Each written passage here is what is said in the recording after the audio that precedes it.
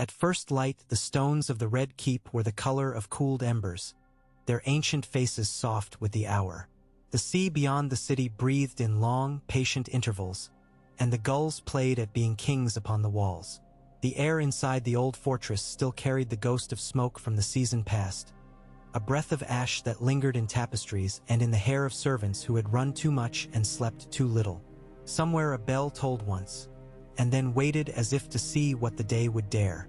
In a chamber whose windows drank the rose-pale dawn, a man bent over a harp as if listening to a secret that the instrument alone could hear. Rhaegar Targaryen's hands were long and slight and very still. The harp had been rest-wrung the night before with fine gut that tasted of salt and oil when he plucked it to judge the tension. And one string held a whisper of wolf-blue ribbon because Lyanna had smiled that she liked it so. He did not play, not yet.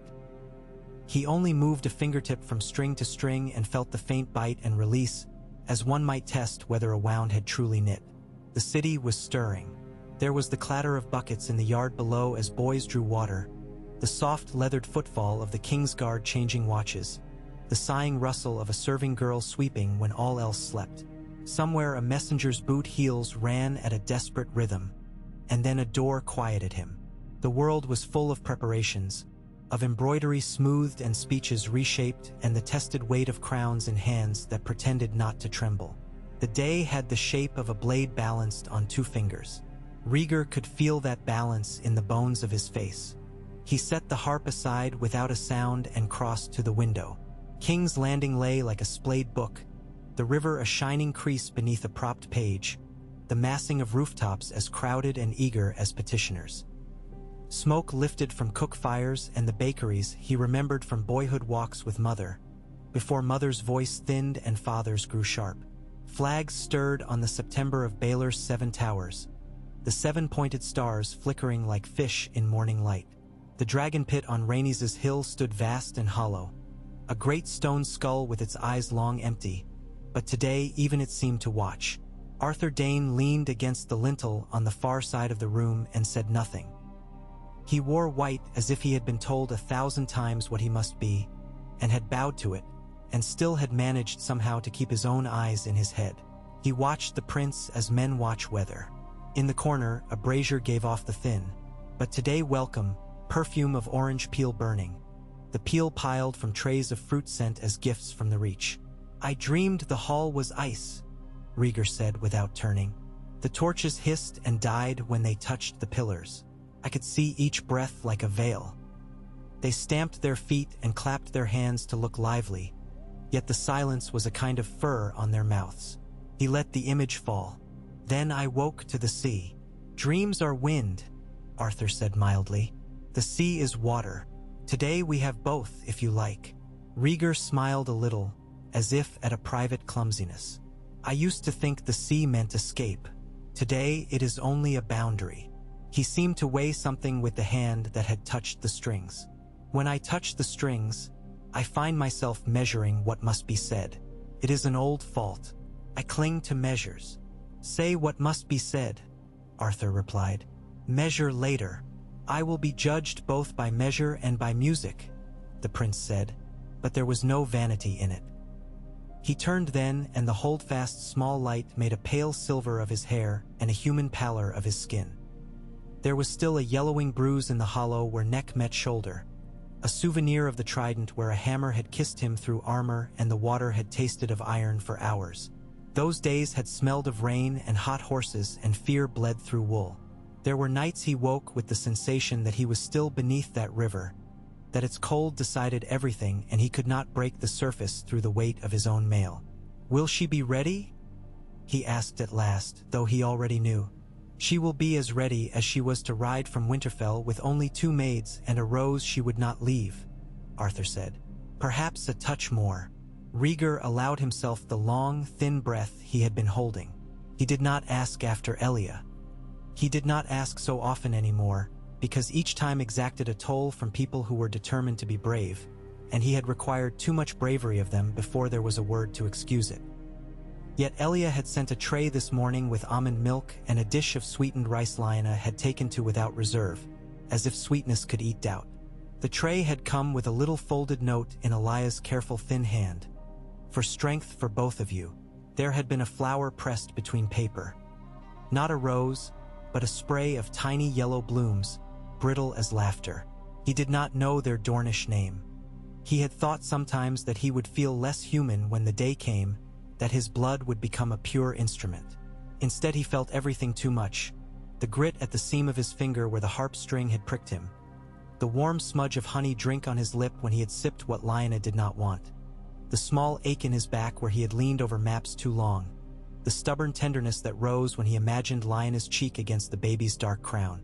That tenderness made a liar of him in front of men who thought kings must be iron.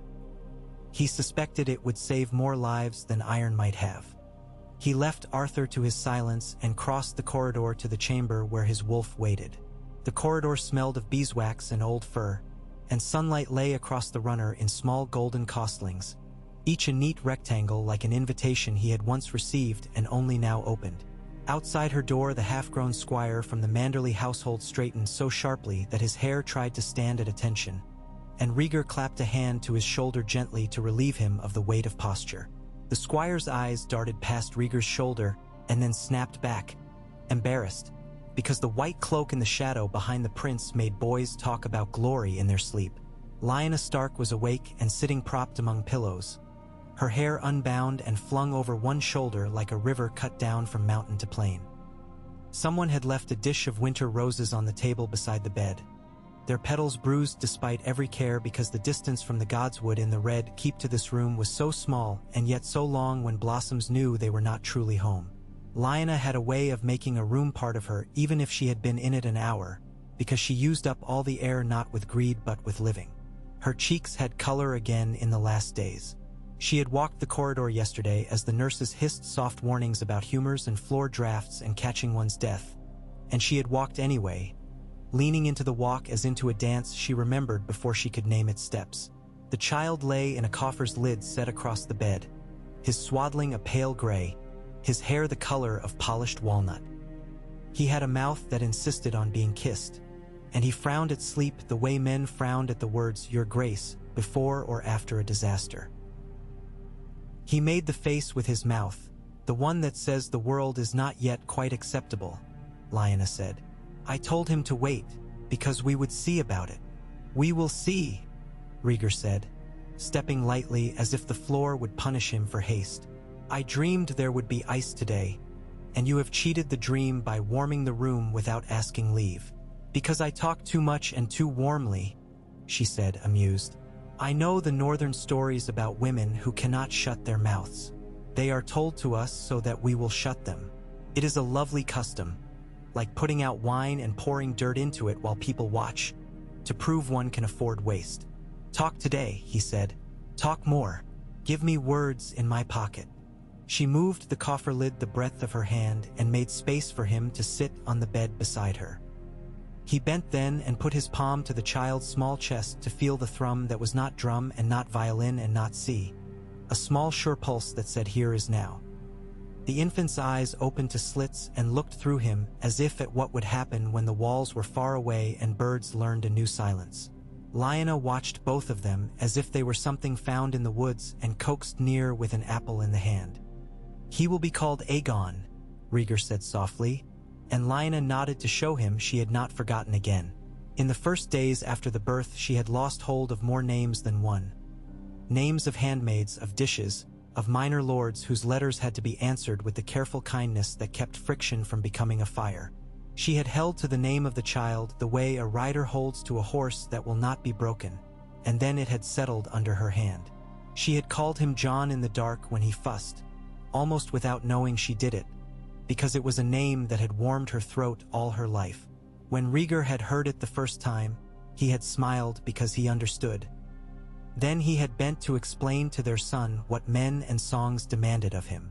I will call him Aegon when the room is not mine, she said now. Here he will be what I wish. She touched the child's temple with the tip of her ring finger, an inch lighter than a kiss. In Winterfell, when the roof knows only the names I grew up with, he will be John sometimes even when it is not wise. I am warning you. Warnings from wolves are weather, he said. Kings should watch weather. Do not say kings should. "Say you will," she replied with a small flash of teeth that was not unkind. "The shoulds are for septons, the wills for men." He laughed then, because she had given him a permission he would not name. On the table, the winter roses shed a single petal that turned itself inside out as it fell, as if it had changed its mind about something in the air. Lyanna's laughter faded, and the weight of the hour pressed its hand to the small of her back from the inside. She ran her finger along the coffer's carved edge, idly following a harp scrollwork pattern cut by a craftsman who had never seen a harp, and felt the two of them in that day, the woman who had run from Winterfell with a secret shining at the back of her teeth, and the girl who still lived in her and wanted to take her horse and ride until the sun fell off its proper path. There were things she would no longer say now, not because she had been corrected into silence, but because she had run her thumb over the day's shape and could feel its ridges. She had promised herself that she would not be humble to anyone who had not gathered apples in autumn or gone walking in snow until her knees stung, and yet there was a kind of humility in knowing that the day had a mouth and would take a bite out of them no matter how speedily they lifted their hands from the table. Elia came before the hour turned to full morning. She came with 2 maids and the almond scent she favored and a shawl fine enough to pull through a ring. The room acknowledged her the way rooms do when a woman has gone often about the business of being brave in them. Lyanna set her jaw for a heartbeat because her body tried on reflex to be a house defended, and then she relaxed that jaw because she was not a house and the woman before her had already done too much defending for all of them. Elia was thinner than she had been in the year Lyanna had seen her across a hall, Rhaegar's fingers resting on his harp and his face turned away from the throne where madness bled into coral and back again. She had a beauty like light through curtains, soft, not cutting, and eyes that saw a great deal and did not puncture what they saw. She stopped at the foot of the bed and put her hands upon the coffer's edge as if it were a barrier she was content to honor. Lyanna watched the hands for a moment because women learn hands before they learn faces. Hands, how they knuckle, how they clench and unclench. Tell what someone will do when being kind is harder than being right. "He came fast to the world," Lyanna said, because the pause needed a tool. "I thought the midwives would scold me for impatience." "They would never," Elia said, and her mouth tilted. "They would be scolding themselves for having put their towels in the wrong order so that the speed embarrassed them." She looked at the child then with such care that the air softened around the looking.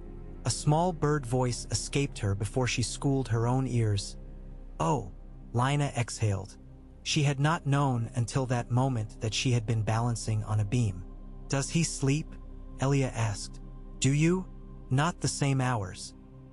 He has a watchman's nature and insists upon being certain the hall has not filled with wolves while we blink." "He will find them friendly if it does," Elia said. She glanced at Rhaegar only once, the kind of glance that notates a presence rather than inquires after it, and then she returned to the child. "He has your stubborn mouth, Rhaegar." "He has his mother's," Lyanna countered at once. So quick the maids hid their smiles. Elia took the correction as a gift rather than a quarrel. For a time they spoke as women speak when the world grows very large and very small at once.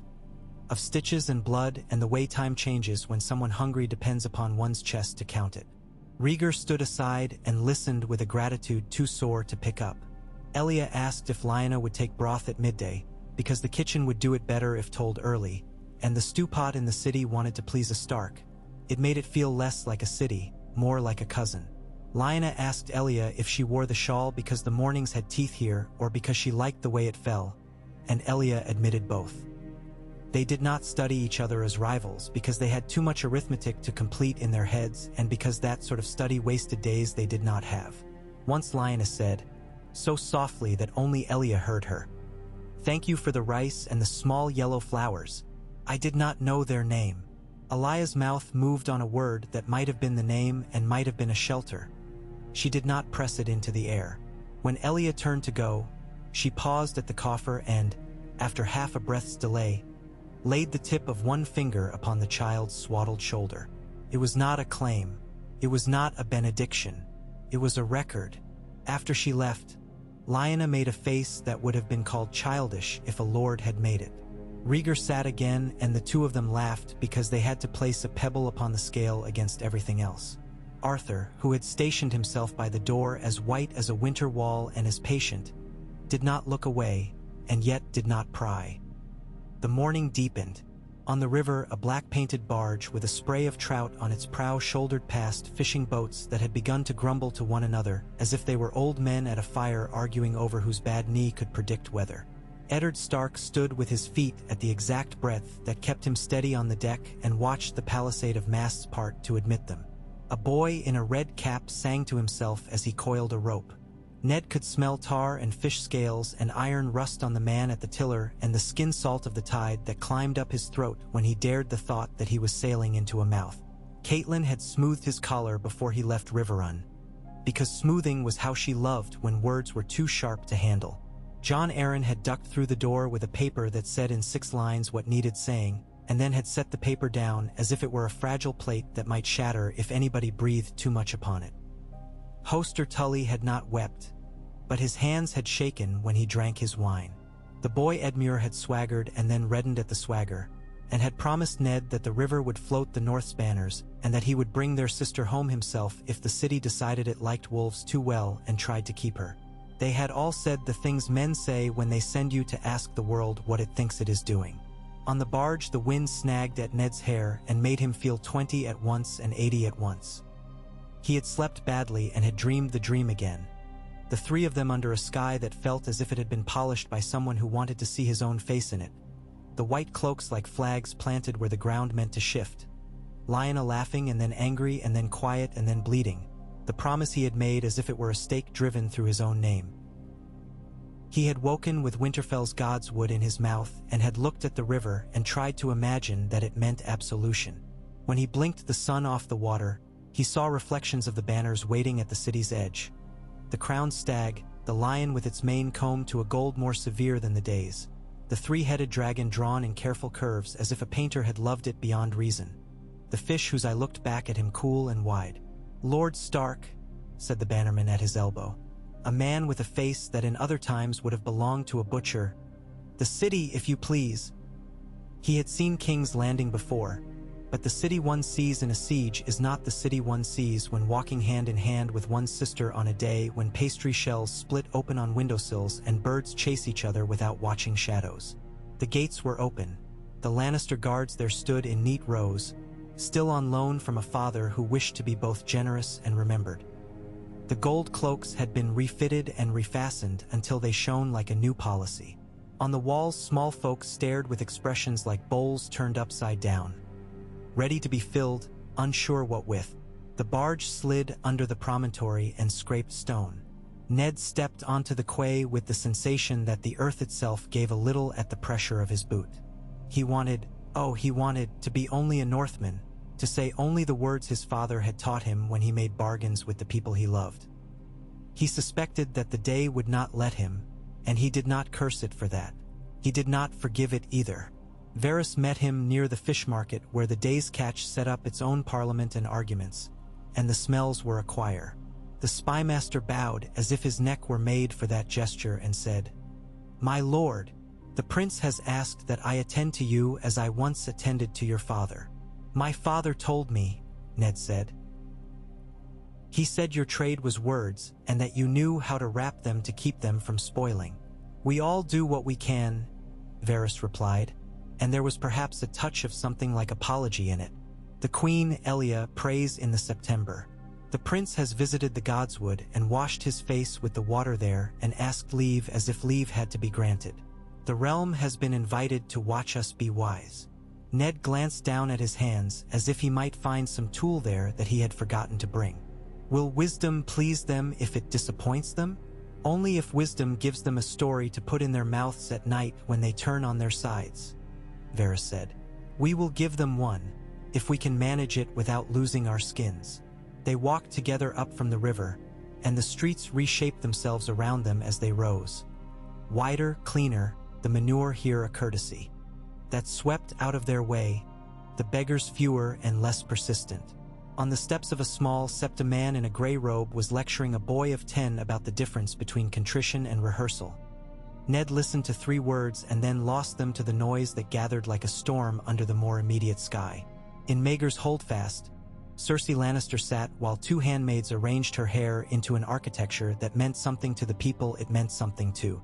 She watched them in the mirror and thought of ropes and staging, of all the things that must be hoisted for an event to be the event it intends. Her father had taught her that men are moved by symbols because symbols spare them the trouble of changing their minds. She intended to become a symbol that spared no one anything.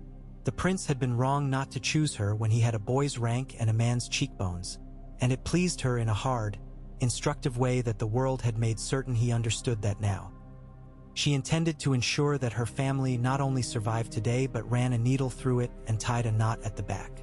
She practiced in her head the motion of lowering her eyes at the proper moment, of raising her chin at the other proper moment, a choreography of humility and certainty she would perform until it replaced blood.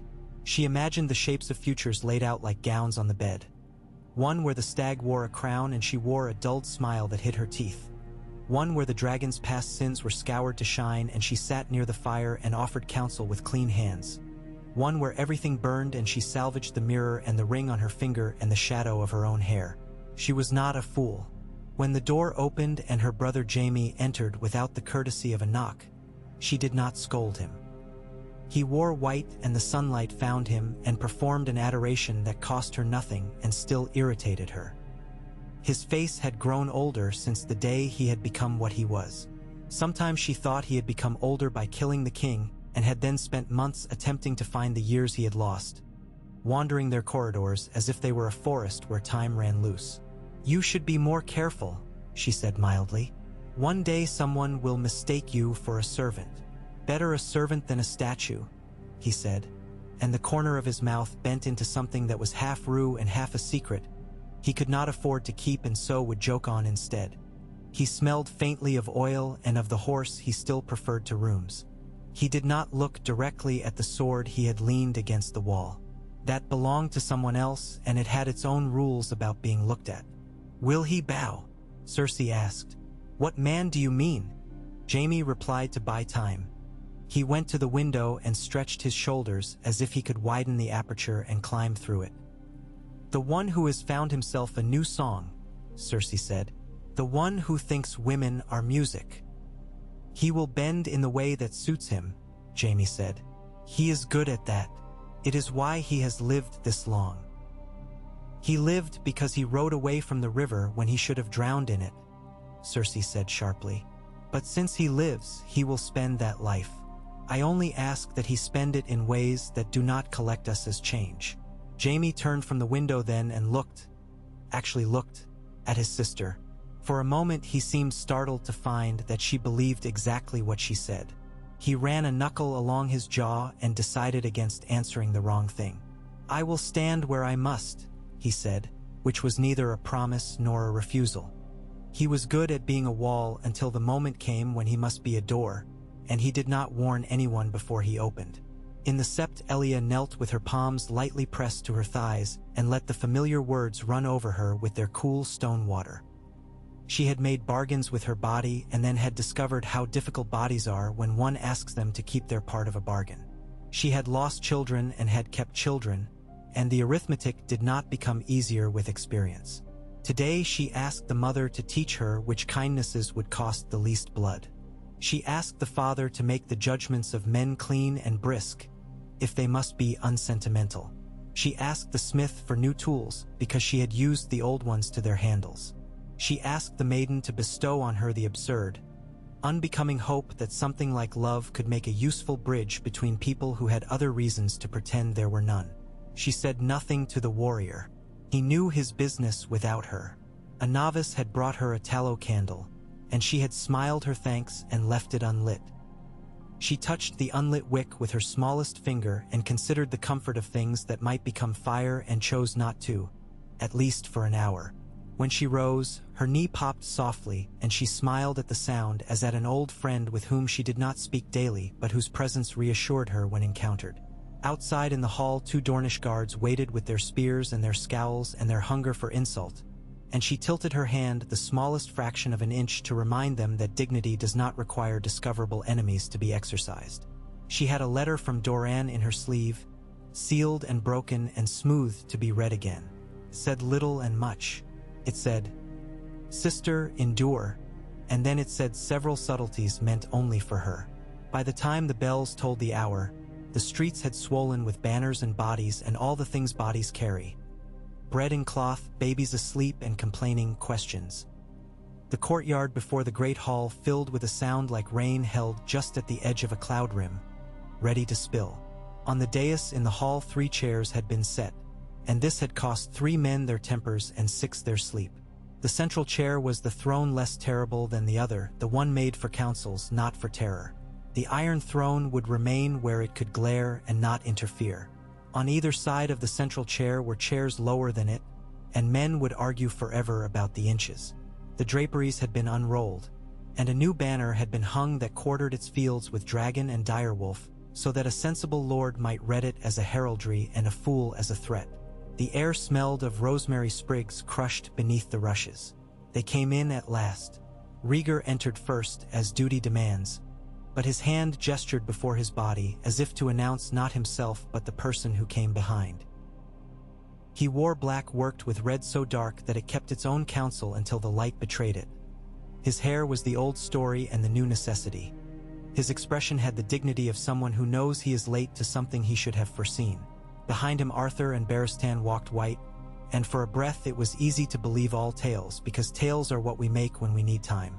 Lyanna came a step after, and yet the eyes of people angled as if she had been first. She wore gray darker than her child's swaddling, a wolf's dusk, and a narrow circlet that caught no light because it shared none. Her face was pale not with fear but with the kind of concentrated attention that women in labor practice and do not surrender after the birth. She carried the child herself because she would not be reduced to a vessel in the formal hour. She would be a hand. Behind her came Elia, in a red that belonged to her and to no banner, with her hair dressed in a way that made the bones of her face a kind of architecture that men must treat carefully. She moved like someone who knew the floor perfectly and would forgive it if it creaked, and the hall held its breath. The lords were arranged like a conscience. Starks in their winter way, Aaron with his falcon stoop, Tully with the river's calm and occasional flood, Tyrell looking for a way to feed the day, Lannister as if the room were a chessboard and he had already decided which pawns would be sacrificed without the trouble of pretending regret. Robert stood not where the form said he should but where his wounded pride had planted him at an angle to the dais, and he held his hammer like a memory he would refuse to put down. Behind him Stannis bled disapproval by the ounce, and Jon Arryn anxiously measured every drop. The High Septon, a small man in a large robe, cleared his throat and announced nothing, for he had been told that he would only smooth what had already been ironed. Rhaegar stepped to the front of the dais. For a moment he did not speak, and something like the harp's faint, unplucked note hung in the air. Then he said, without ornament, "Lords and ladies of Westeros, the realm has suffered for our sins and for our failures, mine most of all. We have called you to witness an end to that suffering if you will choose it." There was a murmur because men love humility if it is short and not contagious. He looked to his right and bowed slightly in Elijah's direction, and this small geometry pleased Doran's men and soothed a few of the darts aimed at concealed throats. He turned then and bowed in the same measure to Lyanna, and the north shivered like a horse that has been groomed too close to the skin by a boy who wants to make it gleam. He looked next at Robert, and when their eyes met it was as if 2 stories had grabbed each other by the front of the shirt and asked which one would be told at feasts. "I will not ask you to forgive what cannot be made right," he said to Robert. "I will ask you to help make right what can be. Can you make right a stolen girl?" Robert said, not shouting, and for that alone some men loved him more. "I can only fail less," Rhaegar replied, which was either courage or surrender. "I can end the rule of a man who should not rule. I can ask you to help me rebuild what madness broke. I can promise that no house shall be thrown down because I find it inconvenient to spare it. That last promise will cost you," Tywin Lannister said coolly from his place, and the gold lion gleamed on his breast as if to nod along. "But you know that, or you will." Rhaegar let the barb pass. "I will ask the realm to do what it has done before when fire burned too hot," he continued. "I will ask you to hold a council great enough to teach us humility. I will ask you to weigh the claims of blood and of wisdom and choose a king as you chose one when a boy was not yet born to an old king." He did not look at the iron chair. "My father is no longer fit to hold the crown. He will not stand in this hall. He does not stand in it now." There was a hum like bees in a wall. Jaime Lannister's face did not move. Cersei's chin lifted half a finger's breadth. Varys shut his eyes for the smallest moment as one shuts a door gently not to wake a sleeping child. Men angled their necks and measured the air for a hint of wildfire and found none. "I will swear here," Rhaegar said in a voice that did not try to be loud and thus made people lean in, "that mad cruelties end with me. I will swear that no city shall be opened to an army for the convenience of a marriage. I will swear that those who came with you, Lord Stark, and you, Lord Arryn, and you, Lord Tully, and you, Lord Baratheon, shall be given pardon and a place in the peace if they will lay down arms into a peace that is real. I will swear that Dorne's honor shall be held in the sight of all, and that no woman shall be murdered to please a crest." He looked to Elia then, and something unspoken passed like the shadow of a leaf over a sunlit book. She inclined her head once, not as a supplicant but as a witness.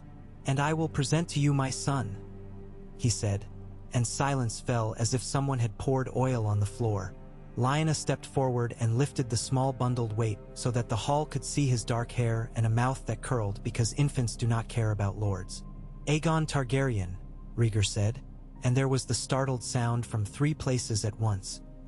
In the Dornish corner a whisper rose and broke against a stone, and a Tyrell lord turned to his cousin and made the small expression that means this will be interesting, and Robert's shoulders did not move at all except that his hand crept an inch upon the haft of the hammer as if it thought a neck were there for it to find. Rhaegar continued as if he had not heard what he had heard all night inside his own skull. "Aegon, born of Lyanna Stark, whom I married, in good faith and with sacrament before gods and men." The words were fire and water both. The High Septon made a motion with his sleeve as if to content the gods and not the men. "You married her while your first wife lives," someone said, not loudly and not softly, and men shifted like horses when a fly finds just the right spot along the flank that cannot be bit. Rhaegar did not flinch. "I married her after I set aside the first marriage with a petition to the faith that took into account the health of my lady Elia and the needs of the realm. There is precedent." That word had been rolled between his palms until it gleamed, and still it remained a stone. "I do not ask you to like it. I ask you to consider what will live if you choose wisdom over rage." Tywin's expression was attentive, as if a clerk had miscopied a figure in his account and he wanted to see if the error would favor him in the end without asking him to lie. The Dornish ranks were abrade. Outrage, calculation, wounded pride, wounded love, the memory of histories in which Targaryen appetite had dressed itself as necessity before. Doran was not there to be visibly angered. Oberyn was not there to set the room alight. There was Elia, whose silence was not surrender but a test, and men did not always recognize a test when it was given by someone who wore a shawl instead of a sword. Robert laughed then, one short bark that men would think bravado because it pleased them to think so. "You would have us nod along while you tidy your bed," he said. "You would have us swallow polygamy like a boy stealing honey cakes.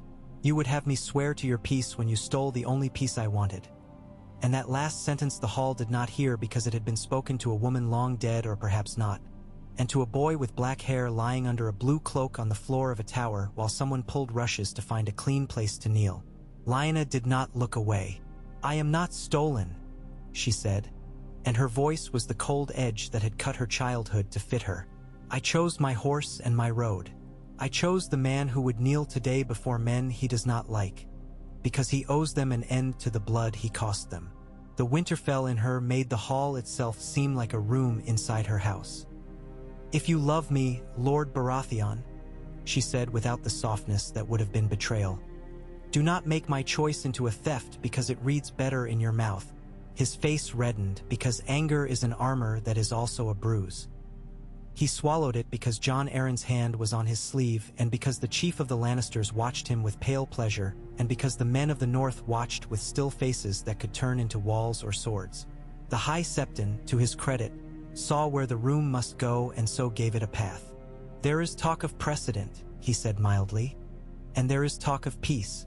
If precedent offends, we shall give it the comfort of a council, as his grace has proposed. He did not say which his grace. The great council will be convened to examine the matter of succession and the matter of marriage. We have sat before over such matters when reason demanded it. We will sit again. In the meantime, the realm will be quiet. His tone said that quiet is a force when properly applied. Tywin inclined his head as if he had nodded his assent and not his decision to tolerate this to the extent that it would make him richer later.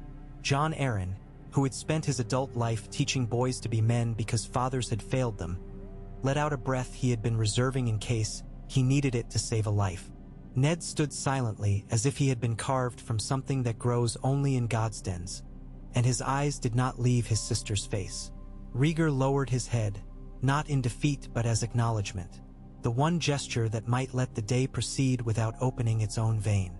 The ceremony that followed was not a coronation, though a crown was present and a scepter made an appearance as borrowing does when one has a guest to impress.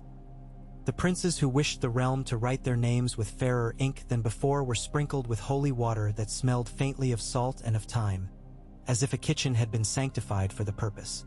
Oaths were spoken, not yet the great oath, but oaths of abeyance, of quiet, of leaving swords and scabbards in public places and choosing words that could not be mistaken for invitations to riot. Lyanna cradled her son and let the hall see his mouth, his hair, the crease of his wrist where the swaddling folded, and men murmured as if they were inspecting a mare's haunches for signs of strength.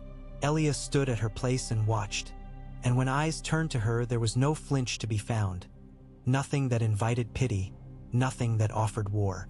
Jaime stood at his post and held his body absolutely still until the sweat under his arms cooled and then warmed again. Varys, at the room's edge, arranged his sleeves and conjured in his mind the little disputes he would start in the coming days to give the Great Ones time to cool without exciting suspicion that they were being cooled. After, they spilled into corridors that filled with the sound of men congratulating themselves on having survived a first hour and then asking what they might eat as if the hunger of the body excused the hungers of the mind. Rhaegar found Ned in the quiet behind the dais where dust motes swam like thoughts and the air tasted less of rosemary and more of stone. They stood together as if they had shared a field when they had, in truth, shared only a season. "Thank you for coming," Rhaegar said, and the words were not small because he had been taught that gratitude is a kind of bread and that kings must be careful not to eat it all. "I do not know yet if I should thank you for asking me," Ned replied. His tone contained no insult, which was itself a feat. "I have a sister to consider and a realm to return to that does not care for riddles." "I will make fewer riddles," Rhaegar said. "I am trying to spend only those that are necessary." Ned's face softened the smallest fraction, as if the lines between his eyes had been written in salt and someone had breathed upon them. "The North will demand its peace," he said, "not as a favor but as a right." He looked past Rhaegar's shoulder to where Lyanna had gone by with Arthur at her side and a child in her arms and the curious following as curious always do. "And it will demand that you not make of my sister a story men tell in wine to excuse their own poor choices." "I know," Rhaegar said. "She tells me that every morning." "Good," Ned said. He thought of Robert then and did not say the word that came to him. He said instead, "I will ask you for a thing today, a small thing, and I will present it as if it were much larger, because sometimes that is how men hear. When you stand before the council again, you will name the child Aegon as you have done. In the corridors, when the day is hot, call him by the name his mother used in the night, so that the gods will be reminded that we are not all banners." Rhaegar looked startled and then became still. "John," he said softly, and the word tasted like an anchor thrown into a lake in summer to keep a boat from Wanda. "Ring." "Yes." Elsewhere in the holdfast, Lyanna walked with Elia at her side down a passage where the light fell in narrow bands that cut them into alternating sun and shade. The child slept, finally, and so they were permitted a small privacy by the sort of respect that is really superstition. They did not speak at first, because silence needed to be fed after what it had been required to hold up. At a certain juncture, Elia touched the stone with her fingertips and said, "I have asked that the Martell's chambers be aired and hung with damp cloths." The heat is the second adversary for my son.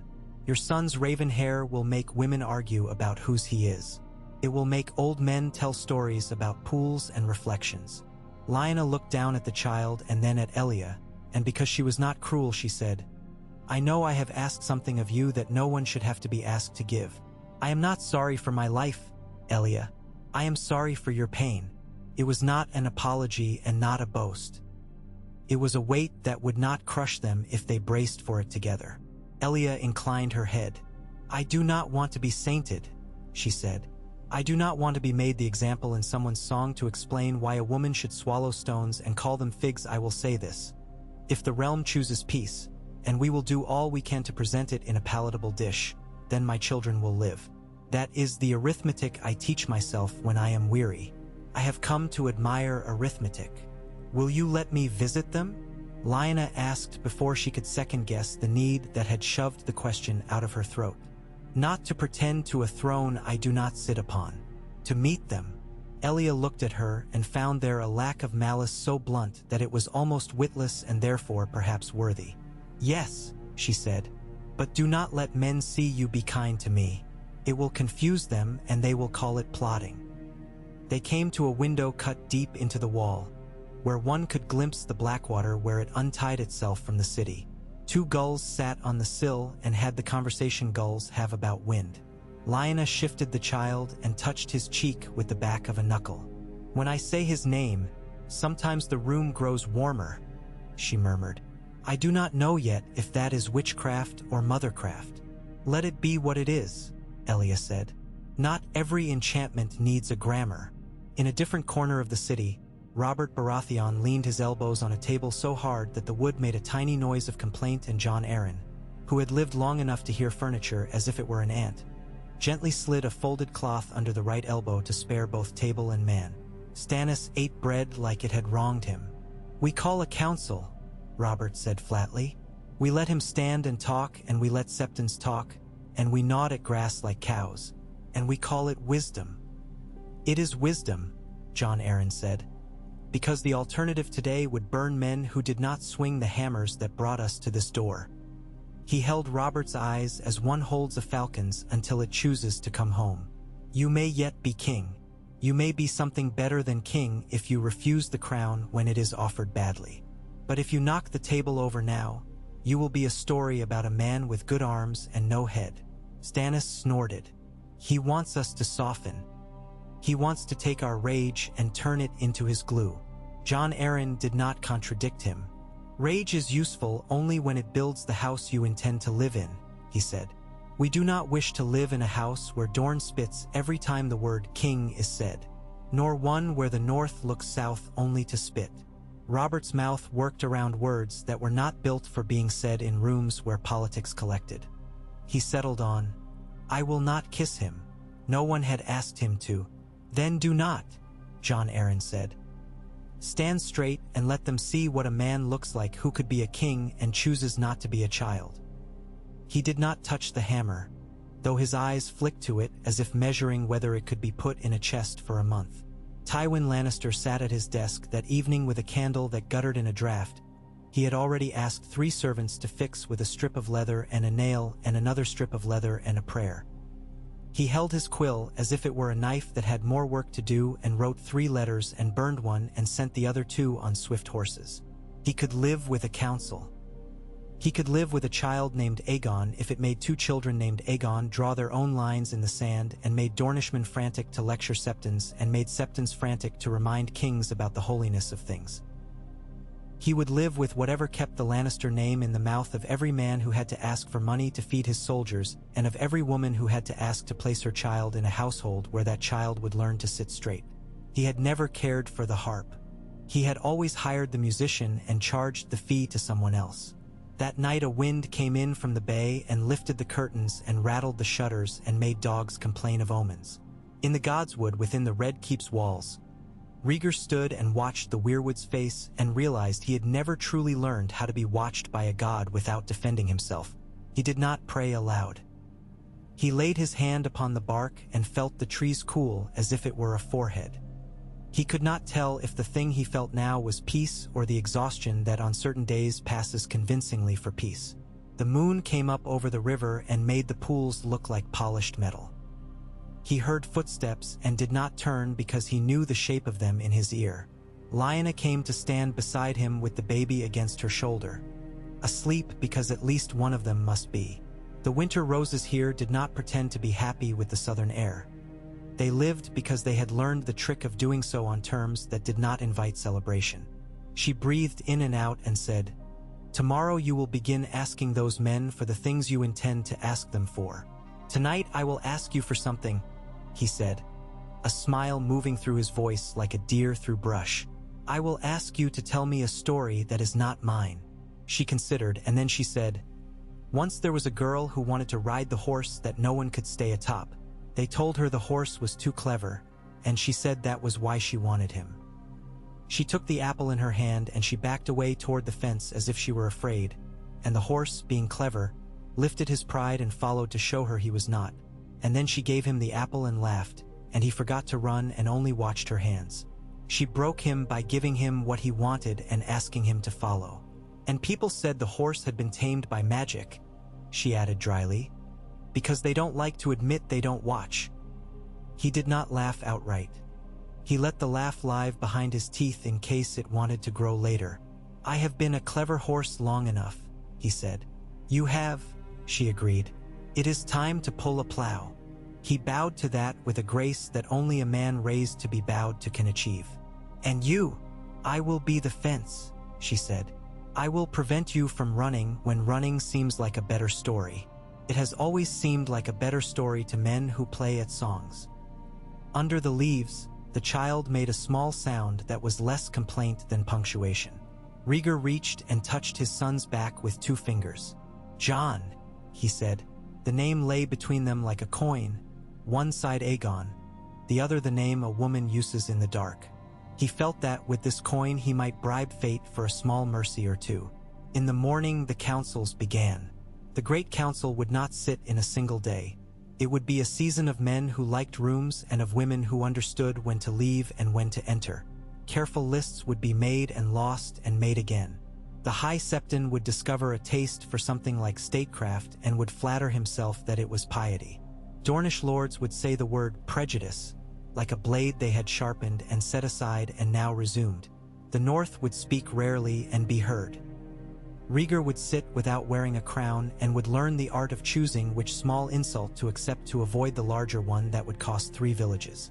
Robert would become, to the surprise of 3 men and no women, an emblem of patience, because his friend had asked it of him, and because there are battles one only wins by letting people think one has forgotten their names. And through that season, in the quiet that visits houses in the hour before bread is broken, Lyanna would sing to her child a tune that did not know if it was wolf or dragon. Sometimes Elia would stop in the doorway and listen and then go on before Lyanna saw her, because there are rooms one enters suddenly and rooms one enters by being remembered. Arthur Dayne would spar in the yard and refuse twice as many duels as he accepted, because the taste for proving oneself is a disease men die of when there are no enemies left to call it a cure. Varys would arrange for a rumor to grow in a street where rumors could be watered at midday and at dusk, making certain that the rumor grew in a direction that would shade the King's Landing he loved as one loves a garden one has broken one's back to plant. Tywin would instruct maesters to review scrolls on precedents of marriage, and would smile to find that any precedent can be tucked handily into a sleeve when the arm is large enough. On a day when rain made lines down the hall's windows and the stone tasted of wet iron, Rhaegar took his harp at last and played a simple air in a room where only 3 men and 1 woman would hear it. He played as if he were apologizing to the instrument for making it speak for him again. The melody had in it the step of a horse over frozen ground and the sting of salt in a wound that is healing and the stubborn humor of a man who has decided not to drink because he has decided to be remembered by someone who would not laugh kindly at him if he did. When he finished, the silence thanked him by existing. He set the harp down and his hands were very still. "When they ask me what the boy will be, I will tell them he will be what any boy is who is watched by too many and loved by a few. He will be tired very early and then will find a way to be merry. He will break his heart and mend it. He will learn to turn a name over in his hand as one turns a coin, and then he will spend it. He looked at Lyanna and at Elia and saw himself accused and forgiven in one sight. I will do what I can to ensure he has something worth buying. They rose then because the door's latch lifted with a little scrape, and the morning called them back to work. The hall was full and would be fuller. A raven shook its wings on the roof and sent rain in 6 directions. And in the gods would a leaf fell face up and then flipped itself face down as if to shrug. The realm had been presented with a child and an argument and a promise. It would take its time to decide what to do with each. The next morning the hall smelled of damp wool and newly unrolled parchment. A long table had been dragged into the center of the chamber, a labor that made old stones mutter to one another under the boots of men who were used to carrying spears, not furniture. Men sat with the looks of people about to be measured for something they had not chosen to wear. The High Septon occupied a slender chair that suited him, important, upright, and uncomfortable in a way that seemed deliberate. To his left perched a pair of citadel gray maesters with scrolls like small snakes in their hands. To his right, a scribe whose ink was always at the exact line between wet and not. Rhaegar arrived with no cloak and no harp, and his hair lay like a caution upon his neck. He did not sit at the head. He took a place at the long side where he could feel the draft from the door and thus the city's breath, sour and honest. Let us begin with the plain words, the High Septon said, and he held out one hand with a peacemaker's theatricality, while the other smoothed a fold of his robe with a man's practicality. We are gathered to order the realm. To that end, we must consider 3 questions. The first concerns his late Grace Ares. May the stranger be gentle with him. A ripple. His passing, of which we are apprised, leaves a vacancy. The second concerns succession. The third concerns matrimony and the law of the faith. We will not answer them all at once, and we will not answer them today. But we can begin to hear. A maester with a beard that had learned patience rose and unfurled a scroll with one sure snap. There is precedent for convening a great council, he intoned with a voice like a well-kept hinge. In 101 AC to settle the matter after the death of the old king, Jaehaerys the conciliator, when questions of primogeniture and proximity weighed so that the realm required witnesses to its own decision. Again in 233 AC, not all councils ended as their architects intended, but all placed a brace against the floor when the floor wished to tilt.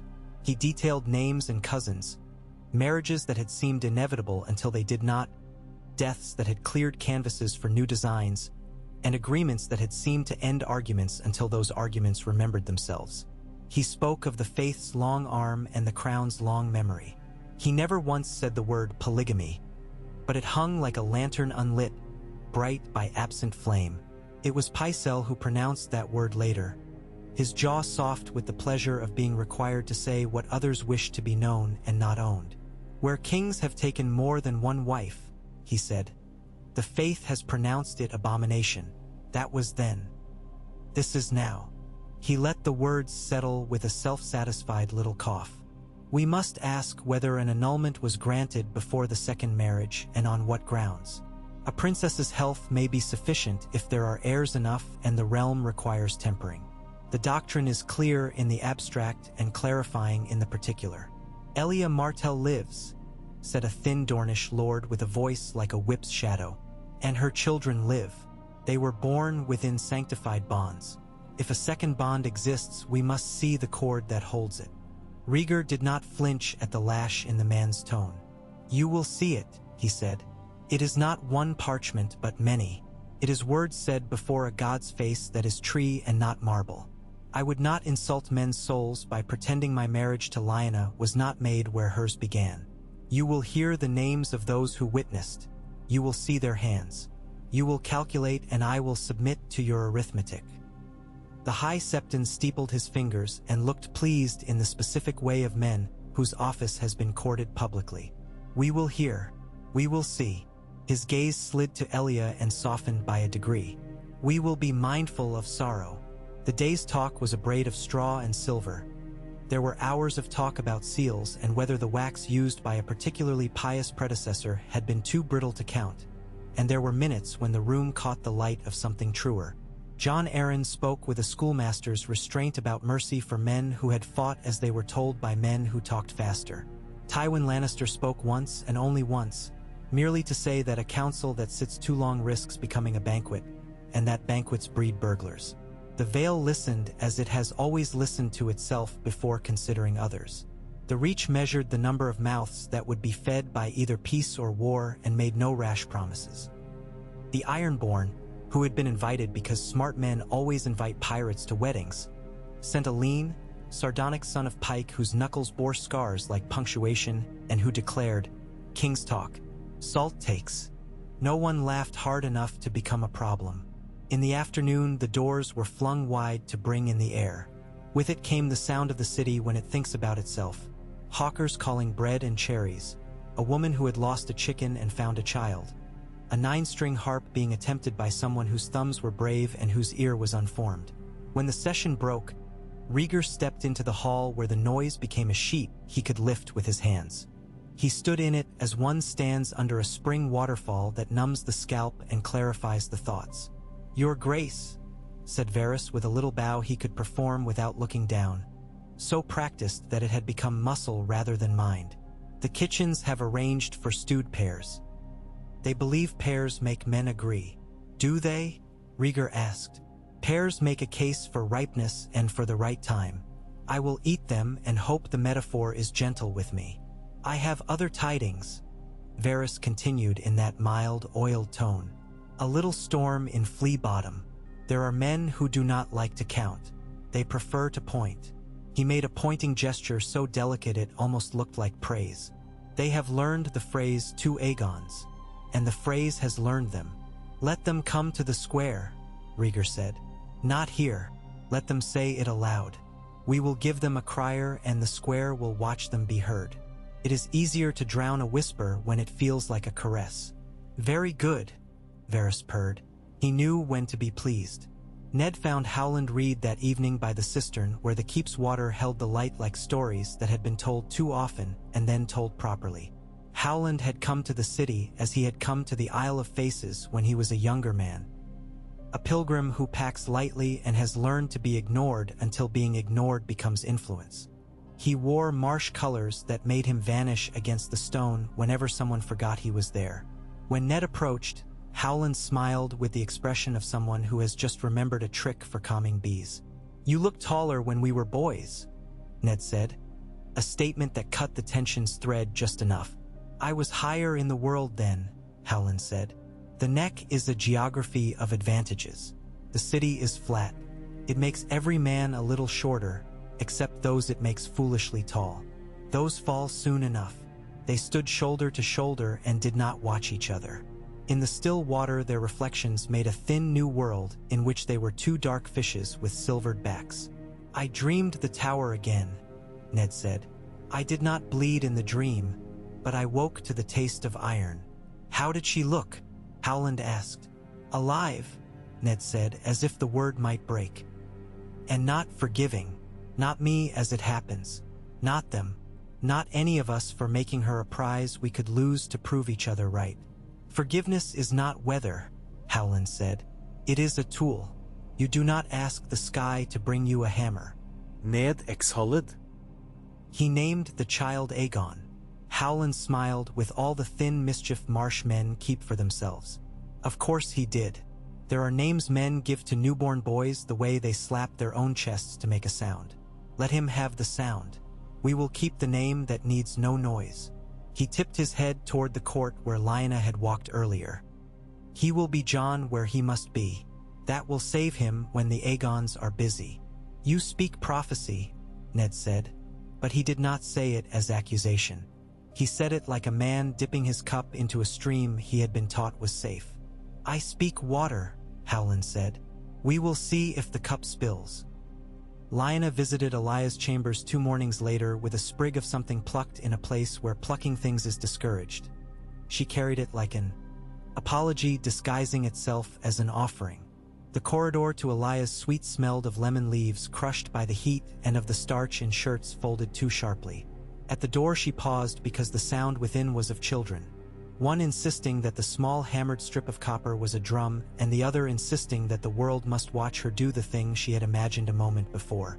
When she entered, Elia looked up with a fatigue that admitted itself without forfeiting pride. "It is fool's parsley," Lyanna said, holding out the sprig. "In the north we hang it over cots when summer makes children sleep too long and forget to wake. It reminds breath to behave." Elia accepted the sprig and smiled, not at the charm but at the impulse. "In Sunspear we lay orange peels on the sill when the air will not move. The sweetness persuades it." She tucked the sprig above a lintel and did not mention the lintel's lack of belief. Rhaenys, golden-eyed and fierce with that particular kindness children keep for creatures that trust them, looked up at Lyanna with the quick measure of someone who has already learned how to decide what she will like. She held a cat whose coat was a patchwork and whose dignity was unimpeachable. "His name is Balerion," she said with an air of generosity, offering the cat the dignity of introduction. "But he is very small and does not know what his name was meant to mean." "Names grow into cats," Lyanna replied gravely, and the girl's face lit with the pleasure of an adult who understands the right answer to a serious thing. The cat accorded Lyanna a blink and an almost purr which, in that household, was a benediction. The other child, Aegon, Elia's son, the first Aegon in the room by chronology if not by noise, lay in a cradle trimmed with red thread. He slept with his fist curled under his chin in a posture that made Elia's heart ache whenever she remembered men who sleep like that before they wake to be men. Lyanna stood over him and committed the shape of his nose to a memory she would protect with a sword if necessary. Elia watched her, and for a heartbeat the world shrank to the string between them, pulled taut enough to sing but not to break. "If your son were not named the same as my son," Elia said at last, with a careful smile to prove she had no knife in her sentence, "what would you call him when you are angry and when you are tender?" "John when I am either," Lyanna said, "and Sweeting when he makes me a fool, which will be often." Elia laughed, a sound like a small bell rung in a sensible room. "When my Rhaenys lies," she confessed, "I call her fierce. When she tells the truth, I call her fiercer. She prefers it when I say both." Rhaenys said solemnly, "Mother, I do not lie. I make the world the way I would have it, and it rests there until someone tips it the other way. That is not a lie. That is a balance." She said this with a matter-of-fact wisdom that made Lyanna want, absurdly, to place the girl in a Winterfell courtyard with a wooden sword and a pack of dogs and let the snow teach her how to read its crust. "Teach me to ride," Rhaenys added abruptly, turning on Lyanna with an intentness like an arrow that knows its line. "I will," Lyanna said without performing any of the feints adults use to delay promises. "When the council sits too long and people's mouths grow tired, I will steal you and a pony and we will show each other how not to fall." Elia lifted one eyebrow. "How not to fall?" she repeated softly. "A lesson the realm desires. You will give it a horse to practice on." They sat then in that easy company women make when they decide to let silence do some of the work. Lyanna asked Elia whether she would walk with her in the Godswood when the sun was kinder. Elia agreed and did not comment on trees that wear faces. She had her own trees. They spoke of stitches and spiced milk and the particular arrogance of men who think they invented the act of endurance. They did not speak of love. It was present enough to make conversation about it redundant and dangerous. Robert came upon Tywin Lannister at dusk in a room that pretended not to be as expensive as it was. There were 6 candles where 3 would have done, and the wine in the carafe had the color that makes men easier to maneuver if poured in careful quantities. Tywin rose because it would have cost him to remain seated, and there was no need to spend that coin yet. "You sent for me," Robert said. He had not bothered to dress the anger out of his face. He had shaved it poorly and left the stubble to make the point that he had better things to do than be polished for a lion. "I received you," Tywin corrected, and for a sliver of a second there was a glint in him like the sun on a blade kept too clean for work. "We have each things to gain from speaking plainly." "I like plain," Robert said, though that was not strictly true. He liked the kind of ornament that could be thrown, expensive cups and stubborn men. "You will not be king by shouting," Tywin said. "You may be king by being inevitable, but inevitability requires scaffolding. You intend to hand me your daughter as scaffolding, Robert said with heavy sarcasm. How generous, how fatherly of you. Is there a dowry? Or will I count myself paid in gold cloaks and closed gates? Tywin did not smile. Cersei is a queen in all but the coronet. She understands power as a partnership between spectacle and ledger. She would make you comfortable in the ways you prefer. She would make your enemies cautious in the ways that keep you alive. She would make you necessary, Robert said flatly. Say it. Of course, Tywin said in that tone that refuses to be mocked into retreat. Lannister gold is a river men find themselves bathing in whether they like it or not. Why not choose where you swim? He poured wine and did not offer it like a servant. He placed it like a magistrate passing a sentence he had weighed. Robert drank because men drink when they want their hands to do something and there is no hammer. The wine had a dignity that irritated him because he could not deny it. If the council chooses Rhaegar, he said, I will not sit on his council and clap like a page at a mummer's farce. I will go home. I will hot the forges. I will build a hall where I am king, even if no one writes it down. If the council chooses me, I will give your daughter a crown if she wants it and a child whether she wants it or not. The ugliness of this honesty landed. Robert felt it hit and swallowed it because he had learned this week that swallowing some ugliness prevented the room from choking. Tywin inclined his head. Then we are clear, he said. Clarity is all I require for now. He did not say he would send 3 letters before dawn and burn a 4th. He did not say whose names would be on the letters. He did not need to. Jaime went to the training yard as the moon took its time rising, as if barnacled to the edge of the world and reluctant to be pried loose. Barristan Selmy was there, because the yard calls men like bells call priests. They sparred without the arrogance of youth, which is to say they did not set out to hurt each other, only to learn which parts of themselves were rusting and which were stubborn. Steel found steel with satisfying honesty. You did the right thing, Barristan said at last, not looking to see whether the admission would be caught. He spoke of the day Jaime had pushed a king into the dark and told his name to a shadow. You did it at the wrong time and perhaps for the wrong reason, and those will be the things men discuss, because they are safer to discuss than fire under a city. Do you speak comfort or condemnation? Jaime asked, breathing hard and pleased, against his will, by the game. I speak to the part of you that is not yet finished choosing, Barristan said. If we serve the realm, and not the story we have told ourselves about the realm, we may yet deserve the white we wear. He stepped back and let his sword dangle with absolute control. Do not let anyone tell you that a single virtuous act absolves a man of scorn. It does not. But let no man tell you that scorn decides who you are. I prefer the yard to rooms, Jaime said abruptly. In rooms, men ask me to be a symbol. Here, I can only be a body with a small flaw. He added under his breath, and his hand, by habit, went to his wrist as if measuring something he could not name. Lyanna and Elia walked at last beneath the godswood's carved face. The weirwood received them without redistributing its judgment. It had been used to looking down upon men whose dramas required their own height. In the hush beneath the leaves, the noise of the castle became a story told in the next room. They did not speak at first because the tree asked them not to in the way old things do, by being thoroughly, imperturbably themselves.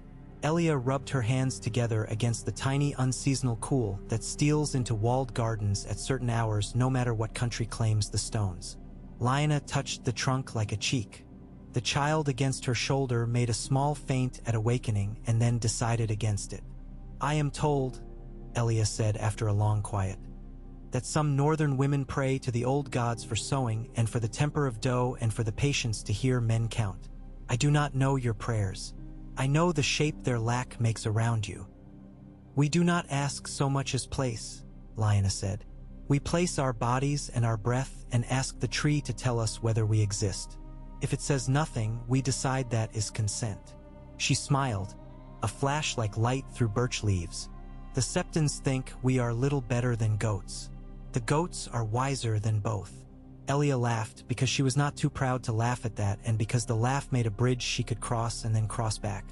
"The faith will give us trouble," she said without heat. "It is their nature to be guardians of a gate they do not always visit. But the High Septon likes councils. He likes chairs. We will wait the proper chairs and the gate will swing without anyone admitting it has moved." "Dorne will give us trouble," Lyanna said, "because honesty is a courtesy when it does not pretend to be something else. You have the right to trouble us." "Dorne will give you speeches," Elia said dryly. "We are grave when we are offended. We prefer wit when we are not. We will be grave for a season because it costs us nothing and wins us something. Then we will return to wit." She paused and added, "If my brother comes, there will be less wit. Forgive him if you can. He has never enjoyed councils." "I have watched men who prefer spears to tables," Lyanna said. "They are useful in a storm. They are less useful when ships are being built. We may need ships." "We do," Elia said. "Ships and roads. Ships to bring grain and iron and letters. Roads to carry news that the realm is learning how to be quiet. Quiet, it turned out, had to be taught like manners." In Flea Bottom, the square filled with men who had been given leave to shout by some rumor's midwife. They shouted as if they had been told they would be paid by the volume. On a crate, a gaunt fellow with 3 teeth and 2 rings stood and raised his hands and cried, "They name their boys the same so they can double the crowns and have our bread." The line pleased him so much that he repeated it until the laughter it wrought faded from surprise to habit. The gold cloaks hovered at the square's edges like ill-trained dogs, waiting for someone to drop a crumb of riot. Arthur Dane rode in without his cloak, a concession to the street's language. He carried his helm under his arm, and his white surcoat had been left hanging in a corridor like a promise that he could put it on again if they asked. He did not draw his sword. He did not even put his hand upon its hilt, which was a lesson doubtless lost on half the square and saved for some girl in an upstairs window with a mind for patterns. He stopped his horse in the crowd so that those pressed against its flank were obliged to step back and thus made an aisle without admitting to order. "Speak," he said to the man on the crate. "I have come to hear you. Speak as much as you like. Then you will hear me and others will hear us both. That is how a square breathes without choking." The man stared at him as if Arthur had plucked him from a dream in which swords solved grammar. He spoke at last, still high on the thrill of attention. "We have 2 Aegons and 1 little wolf, and the Septons will cut our throats to count their candles. The king is dead and the prince is a singer, and the witch he stole for a bride will make us all eat snow." A woman near the crate threw her hands up. "Eat snow?" she cried with contempt sharp enough to slice lard. "I'd eat snow if it meant they'd stop burning half the city to watch smoke. I've 2 babies and 1 father, and they all want my breast for different reasons. If the singer gives me peace, I'll give him my old man's courtesy. He can sleep in the corner as long as he doesn't snore." Laughter traveled like a wind across grass. The man on the crate tried the line about having bread again and found it less buoyant. Arthur waited. When the square let him, he addressed them as the North addresses crows on a field. Not to flatter, but to hold. "There are men counting above us," he acknowledged. "We will watch their hands. If their fingers skitter toward your pockets, you will call. Some of us in white still know how to hear when no one is looking. The realm asks you for quiet now because quiet keeps your children from learning the names of weapons they will never be asked to wield. Keep your anger. Put it in a jar on the shelf. If the jar is needed, you will be told. If anyone tells you their own jar is more important than the city, send for me. I will bring a sword, and we will see whose jar breaks."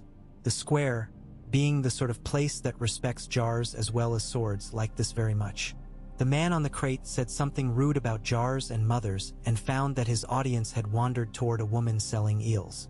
The next days drew the council tighter around the problem it had promised to swallow. Maesters read letters presented by men and women who had lived their lives without imagining they would become paper. A septon from a small riverside sept testified about a ceremony in a godswood where he had dared to stand under strange leaves and say the words for a southern god to satisfy northern witnesses. He described their faces without mocking their faith, which won him 3 powerful friends and 1 invisible enemy. "My Lady Elia's health would not be endangered again," he said simply.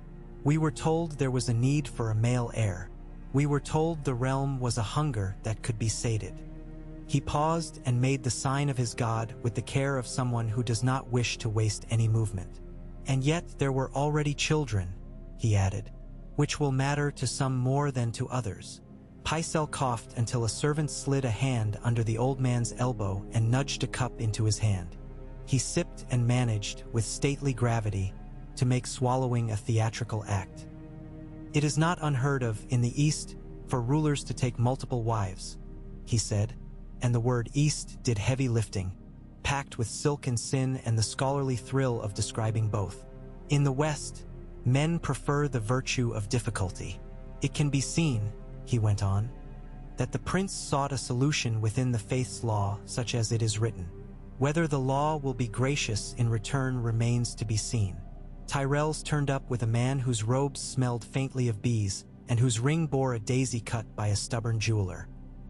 He concerned himself with harvests and the men who swing scythes, and he pronounced himself persuaded by the arithmetic of peace. "If there are 2 Aegons," he said, "one can be heir and one can be something else that makes the other feel watched without feeling robbed. The Reach knows how to keep cousins from killing one another until the will is read." When someone laughed, he added, "We are practical, not pious. Piety makes men poor." No one from the Iron Islands offered any counsel beyond the assertion that names are less important than sales. Paxter Redwine, smelling elegantly of salt and wine casks, suggested with mellifluous reason that the boy with the northern mother be made some sort of prince of winter things in the old style, with rights to call banners under certain circumstances without asking leave of the capital, thus satisfying vanity with autonomy. "A leash is best worn by an animal that believes it is a garland," he said cheerfully, and secured himself a private promise of casks in exchange for letters to 3 minor lords whose names the scribe wrote wrong and corrected twice. The faith listened without committing itself, which is a habit older than kingdoms.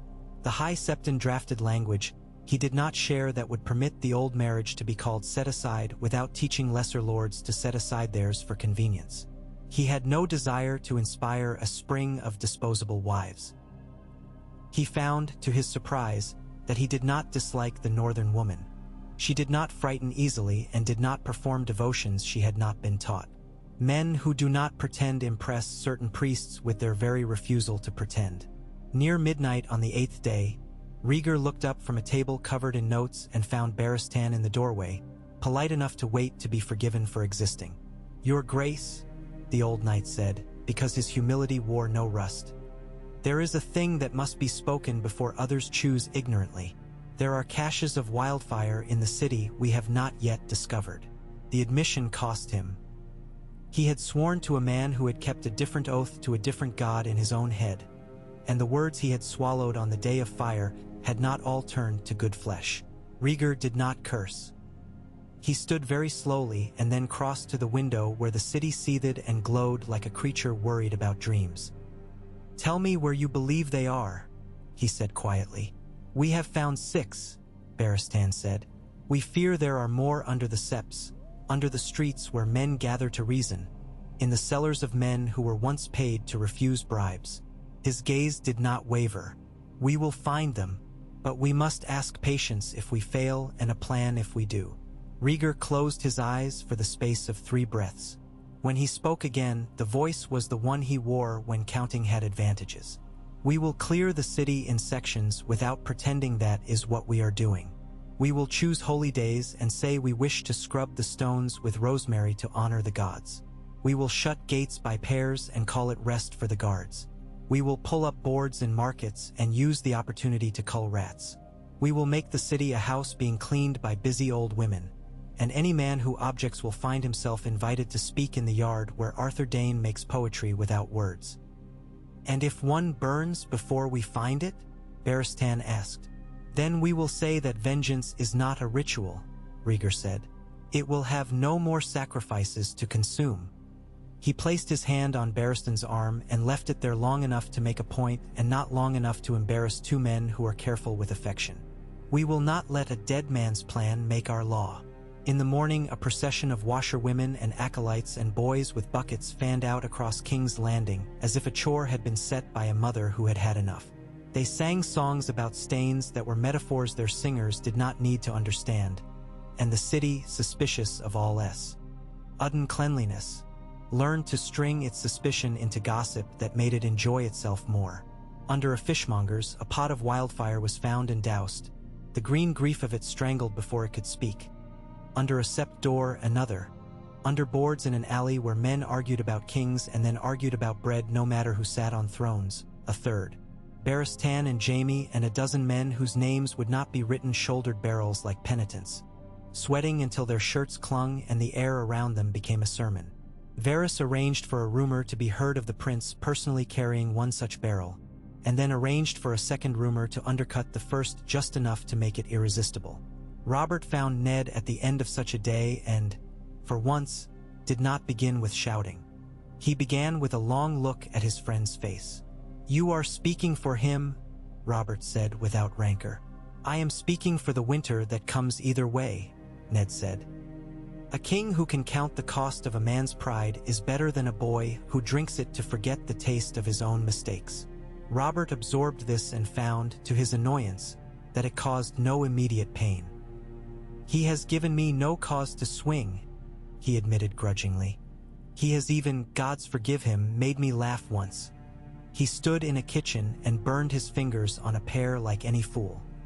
He said he would rather be mocked for eating the wrong fruit than praised for throwing it at a beggar. He squinted into a future he did not wish to read. If the council makes him king, I will not break his chair. I will also not sit at his table and nod. I will go home. I will make my men into a wall that points outward, not inward. If the council makes me king, I will keep you for my hand even if you bite me when I need it." Ned smiled and did not say that hands can strangle. "We will bite each other as necessary. We have done so before. It has not yet killed us." That evening, Rhaegar went to see Elia and asked how her day had been and meant the question. She told him an anecdote about Rhaenys' cat finding the confidence to demand fish from a knight who had never before been asked politely by anything with claws. They laughed. The laughter did not erase the years. It put a sheet over them before guests arrived. "If the council chooses you," Elia said, not indulgently and not bitterly, "you will need a queen." She did not specify which woman she meant. She meant the office. "I will need two," he said, and then shook his head because the joke unsteadied the serious ground he meant to tread. No. "I will need allies who do not care whether a chair is called a chair or a stool if it is strong enough to bear weight." He looked toward the door, nervous to bring the day's private topic into a room where it would begin to exist in the world. "We speak of heirs," he said softly. "We speak of boys as if they were coins. We speak of girls as if they were purses.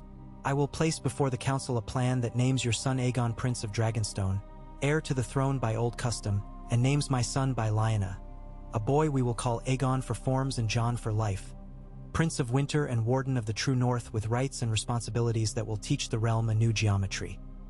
He will hold Winterfell as his mother's house and will be, in southern mouths, a prince loyal to the crown, and in northern mouths, a king in all but the pageantry.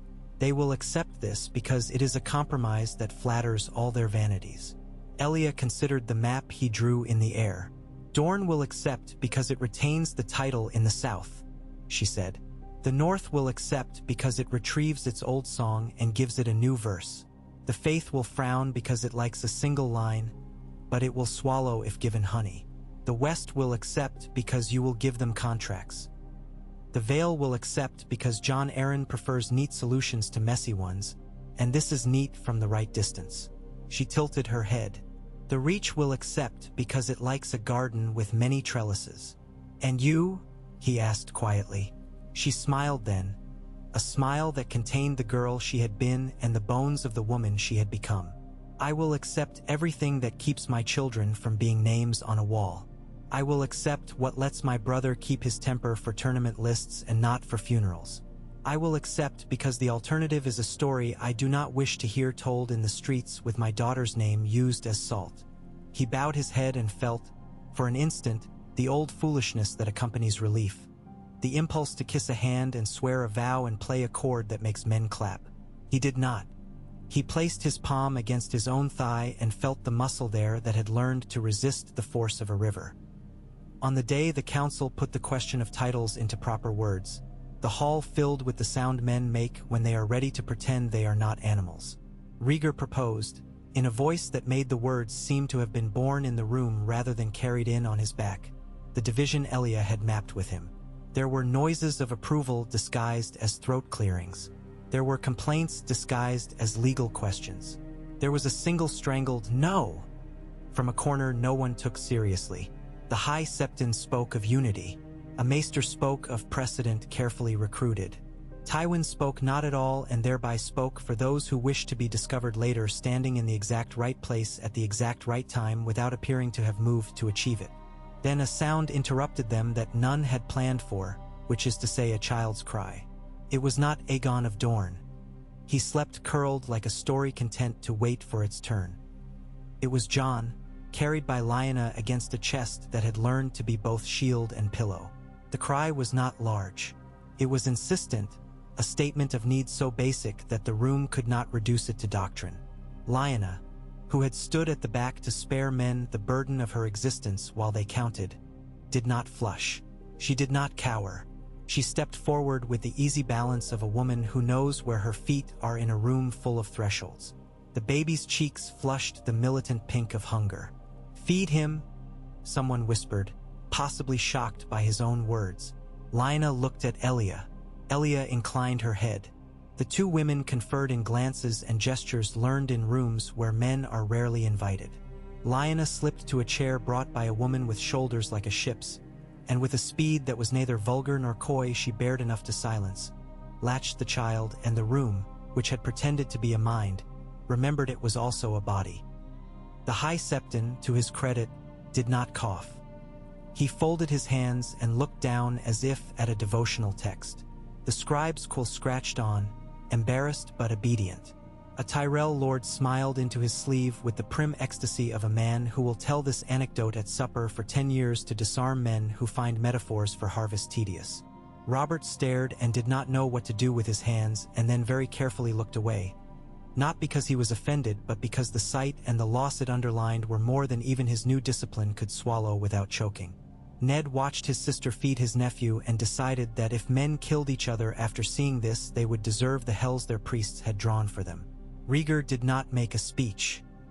He said only, in a voice light as a thread drawn through cloth, "We name what we must, and then we remember what names are for."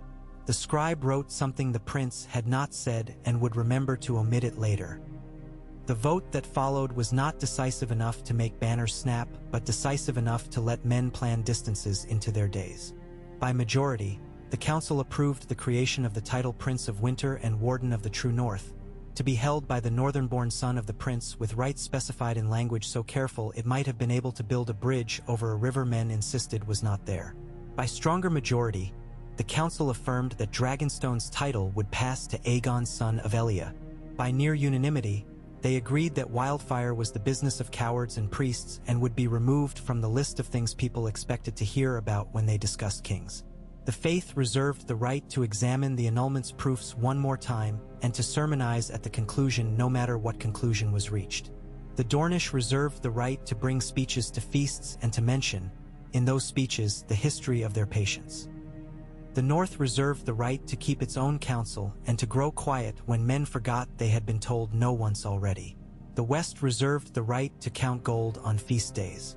The Vale reserved the right to be sensible. The Reach reserved the right to be bountiful. The Ironborn reserved the right to be wrong in a way that would make them feel right for a season. That night, when the torches guttered and the windows smelled of rain that would not come, Rhaegar took Jon in his arms and walked the corridor with the steady cadence of a man who has learned to lend his spine to someone else's lungs. He passed a window where he could see the river's black sheet. He passed a niche where men had once set a saint and later decided the niche made men bow even without a saint to supply eyes. Lyanna slept at last. An uncommon mercy she greeted with the gratitude of a soldier given a small pillow before dawn marches. Elia watched from a chair with her shawl around her and did not apologize for watching. Rhaegar held his son and remembered himself as a boy, hating when the Wailing Tower creaked and teaching his heart to survive terror by turning it into arithmetic.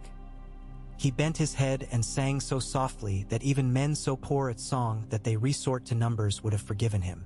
Outside, the city tested the new future, poking at it the way a child tests whether a scab will lift. In the slums, a man who had lost half his teeth wondered aloud to his wife if the prince's plan meant fewer soldiers would swagger past their door, and she said she would like to see fewer boots and more bread and would reserve her thanks until then. In a Tyrell mess hall, 3 second sons who had come north to become useful for a season argued about whether the words Prince of Winter made them want to wear fur and whether that was a sin or merely a change of fashion. In a Dornish courtyard, 3 women traded laughter and gossip about northern women who could ride better than their men and decided that if true it was admirable and if false it was amusing. They would be satisfied either way. In a Lannister accounting room, a man with sad eyes and a good hand for sums balanced columns and drew a small lion at the bottom of the page because even figures enjoy a flourish. When dawn came, it came slow, as if shy of the work before it. The council would meet again to argue about how many men must ride with the Prince of Winter when he eventually rode north to be shown to the gods of leaves and stones and to demonstrate to shepherds and housewives and old men who only wanted to be allowed to die in the rooms where they were born that the crown was a thing that could be made of agreement as much as of iron. Rhaegar would wear a simple torque and would decline to display the dragon whose wings made simple things complicated. Robert would keep his temper and then lose it at noon in a way measured and useful, and then win it back by supper when a boy asked him to hold a hammer and he showed the boy how to set a nail straight. Ned would write a letter to Catelyn and place a small pressed flower in it that he would not mention because mentioning would make it foolish.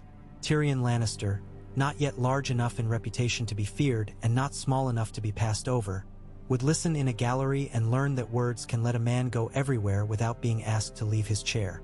Jaime would sleep finally and dream of smoke that did not come, and when he woke he would feel younger by a year and cut himself shaving and laugh because blood sometimes means life. At noon, the Dornish arrived in the person of Oberyn Martell, and the hall discovered that grace and rage can share a body without killing it. He entered as if born to both admirations and ambushes, and his eyes took the room's measure as a rider tests a horse's back before picking up the reins. He kissed his sister's hands and then kissed Lyanna's cheek with an insolence so courteous it was nearly innocent. Then he looked at Rhaegar and let silence say that he was keeping 6 insults for later. "You made speeches without me," he said. "I will forgive you if the speeches were good. If they were not, I will make better ones and we will pretend that you spoke them." "They were adequate," Elia said drily. "Adequate in the way a table is adequate when laid without flowers. We will add flowers." Oberyn's gaze sifted the faces of men in the room until it found the Lannister gold that catches light no matter how men attempt to shade it. He did not go to Tywin. He went to Cersei and bowed over her hand, and the bow contained precisely the amount of mockery that keeps a room from relaxing. "My lady," he said, mouth almost affectionate, "I hear you are inevitable." "Only to those who lack imagination," Cersei replied without missing a beat. And 2 men who had planned to like her less laughed in spite of themselves and thereafter liked her more because they had been forced. The day became a dance of proposals and repudiations. The Martells insisted on language that made the annihilation of vengeance explicit as policy. Oberyn insisted on naming names from old scandals as if he were reading off a list of ingredients that might poison a stew if placed next to one another in the pantry. The Lannisters insisted on accounts, the Tyrells on granaries, the Arryns on oaths that could be taught to boys without making them cynical by 14. Through it, Rhaegar neither dominated nor withdrew. He threaded himself through the talk as necessary, allowing others to display their crafts, intervening when a pair of craftsmen threatened to break a tool over a point of pride. He found, to his surprise, that he liked this work better than the other kind, the kind with banners and drums. This kind sounded like a loom. In the late afternoon, when sweat had made a second garment inside his shirt, Rhaegar asked to adjourn early. He did not do this to please himself. He did it because there was a thing he wanted to do that would say something to the realm no parchment could. He asked Lyanna to ride with him, the good gray horse that had been given her by a man who feared her courage, the dark bay he preferred for work. He asked Elia to walk at their side with Rhaenys on a small palfrey and Aegon in a sling across her front, because sometimes a procession teaches a lesson men will claim they taught themselves. He asked Arthur and Barristan to take white without shining it. He asked Robert to join them and was not surprised when the man hesitated and then came, because some roads we choose because we cannot bear to sit in rooms with ourselves. They rode from the Red Keep through streets that had learned to fear the noise of hooves. The sound that followed them was not fear. It was curiosity and something else grown on that stalk, hope. Rhaegar did not wave. He nodded, small acknowledgments that do not ask men to kneel with their hands full. Lyanna rode like a girl who had invented horses. Elia kept her shoulders straight and her eyes level with the horizon so that her daughter would learn the trick. Robert held his hammer across his saddle like a man who says, "I can put this down when I choose and means it this time." They came to the fish market where the smell could conquer any room's pretenses, and the woman who had thrown her hands up in the square 2 days ago called out, "When will we see cheaper onions?" She said it like a prayer and a challenge. When the men who set the prices find their oats stolen by their own wives if they do not listen, Rhaegar called back without scorn, "By harvest. If not before, then send for the man with the jaw like a board." He added, jerking his chin toward Arthur, who looked long-suffering and secretly pleased. "He will make a poem in your stall." The market laughed and did not forget. They rode on. At a square where young men practiced with staves under the eye of an old man who had fought in a war he did not talk about, Robert dismounted and took a stave and showed a boy how to plant his back foot and not to swing with his shoulder alone. He did it with patience, which startled 6 people and convinced 2 that perhaps the future would be slower in its cruelness than the past had been. Rhaegar watched and nodded once, pleased not in a theatrical way but in the way men who like carpentry enjoy competence. Lyanna smiled and did not say what she was thinking. Elia saw and understood and would remind him later when he needed reminding. At the Sept of Baelor the bells did not ring for them. They had not asked permission to be adorned with sound. Outside the steps a pair of septas eyed Lyanna with the suspicion particular to women who have made vows about one sort of god and are uneasy around women who have made another sort. Lyanna nodded to them and then turned her head to look at the sunlight on the stones. Deciding that stones were stones and gods were the business of those who spoke to them. Elia inclined her head to the sept as to a cousin, with respect and without surrender. That night, in the small hours when rooms confess their drafts and their furniture reveals which joints need oiling, Cersei sat with her maids gone and the architecture of her hair taken down. She stared at the candle flame with a soldier's patience and thought about the ride she had watched from a window no one had thought to guard. She saw a tableau that might last or might not. She saw the chance to tie her life to a man who could be king if the wind favored him and to burn that life if he refused wind for heat. She thought of her father's offer to Robert. She thought of Rhaegar's face and how the weight on it had deepened him into something unhandsome and compelling. She thought of a crown with 2 women under it and the laughter in rooms where she would not stand. She thought of Jaime and did not let herself say his name aloud because he had told her that saying a thing aloud can make it crumble under the weight of breath. She rapped on the table with the back of her knuckles and then smiled because the small pain pleased her. "I will be inevitable," she told the flame, "whether by their choice or by mine." The Great Council set a date to seat its decision as properly as one seats a guest, and the city made ready to gorge on the talk. Notices were posted in neat hands and sloppy ones. Criers were given phrases to pronounce in tones that would make them the sort of words men repeat in bed. Men argued in inns, in baths, and on scaffolds. Women argued in kitchens, at wells, and in lines for the best fish. The children argued for the joy of argument.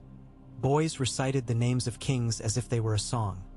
Girls imitated the tilt of Lyanna's chin riding with the babe and the smoothness of Elia's carriage and declared themselves queens of everything the light touched and some of what it did not. On the morning named, the air on Rhaenys' hill had the cool of water poured into a cup from a jug kept in a cave. The councillors filed into their places like birds returning to a familiar roofline, each to his corner, each with a nest of paper. Rhaegar wore a dark garment that did not cling to high, and did not weigh him.